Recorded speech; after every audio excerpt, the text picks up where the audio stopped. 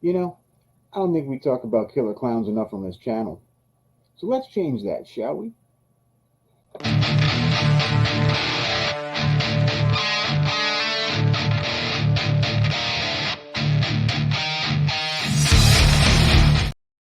What's up, fiends? Welcome to Tubi Terrors. My name is Lucard, and today we will be digging into the 2020 horror film Homecoming Massacre from Whitehair Productions and Imaginary Sight and Sound Studios.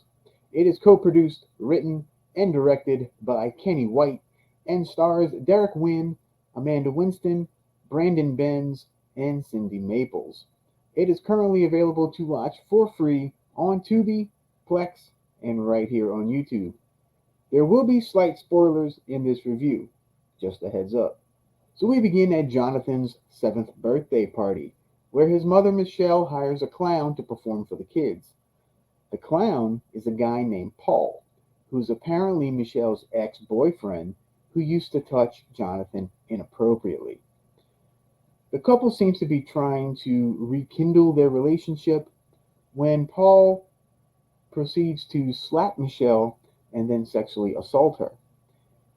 Young Jonathan witnesses all of this, puts on a creepy clown face, and grabs the cake knife to kill Paul. Then Jonathan, in a fit of madness, also kills his mother. Now we jump 10 years later, where Jonathan's Aunt Mary and her husband Stephen argue over adopting Jonathan into their family. Mary is a recovering addict and alcoholic that has straightened out recently. They have two teen kids of their own, Corey and Catherine. Stephen reluctantly agrees to take Jonathan in, so they go and pick him up at the Gentry Home for Children. The first night, the whole family sits at dinner in silence. Good times. Mary and Stephen continue to argue over the situation. The quiet Jonathan awkwardly bumps into Catherine in the hallway, where she then locks her door. Yeah, I don't really blame her there. So Corey then proceeds to take Jonathan to an old shed that he's converted into a sort of a man cave, complete with a pool table and a bar. Corey brings up the murders and how messed up the whole thing is. It's really like, bro, you don't think that might trigger something? So of course, Jonathan kind of clicks out a little bit and strangles Corey, and but leaves him laying. He doesn't kill him. The next day, Catherine is going into town to shop and is coerced into bringing Jonathan along. She brings him to her dad's auto repair shop and then splits to go shopping. They'll meet up again later. She is then surprised by her boyfriend Gage, who will be leaving for college soon, and they discuss their relationship in a couple of scenes. Meanwhile, Jonathan murders the lone auto shop guy and takes a cool skull helmet that he finds. Then he also cleans up the mess that he just left. So I thought that was pretty interesting.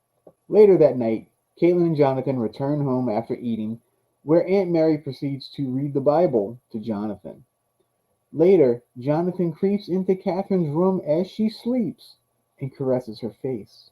In a very creepy scene, I might add. The next day, Corey sets up a date with a local waitress named Pam. Concurrently, Catherine is getting it on with her boyfriend Gage. After sexy fun time, Gage goes to get a beer, where he is attacked by Jonathan in full-on clown attire. Catherine then goes to check on Gage and also meets the psychotic clown. While all of this is happening, Corey hooks up with Pam in the man cave shed. More murders occur. Mary and Stephen return home to all the carnage, and I'm going to end it right there. So this is a low budget slasher as it was made for only 15,000 US dollars.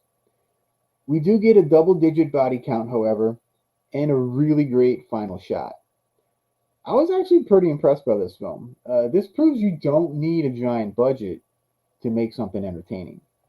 The acting did vary a little bit, but I will shout out a couple of performances. Derek Wynn, I thought, was great as Jonathan. He's very quiet and reserved, and then he morphs into this like really solid killer clown. Amanda Winston as Catherine. who's the most realistic and likable character in the film. She does a great job here trying to befriend her unstable cousin. I also liked Brandon Benz's performance as Corey, as I know a lot of people that are very similar to him in real life. Overall, this is a pretty solid slasher flick. It doesn't break any new ground, but I was never bored. The pacing was a little off in a couple of scenes, and a time or two there was a jarring edit. There were also one or two things I didn't find necessary in the movie, such as a story element that I can't really discuss here because one, YouTube wouldn't care for it too much, and two, it would give some stuff away. So I'm going to give Homecoming Massacre 3 bats out of 5. I would recommend this film for slasher fans, killer clown fans, and fans of stories with like weird family dynamics. Oh, and I will be chatting with actor Amanda Winston, who played Catherine, later this month, so be on the lookout for that. Until next time, adios, Bella Lugosi.